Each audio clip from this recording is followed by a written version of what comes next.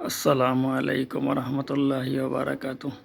প্রিয় দেশবাসী, সবাই কেমন আছেন? কুরবানির পরে বিভিন্ন জেলায় এখনো পর্যন্ত বৃষ্টি হয় নাই।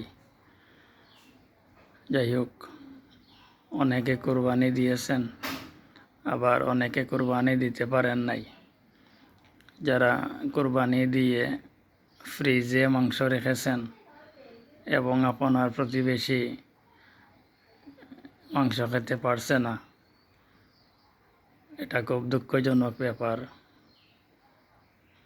আপনার প্রতিবেশীকেও আপনি কিছু মাংস দান করুন। কিয়ামতের দিন আল্লাহ আপনাকে খুব বেশি দয়া দেখাবেন।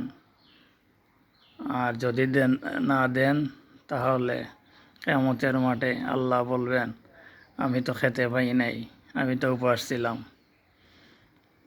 তুমি ফ্রিজে মাংস রাখিয়া মাসের পর মাস খাইছ।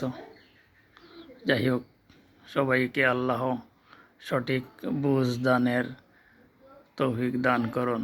আল্লাহ হাফেজ।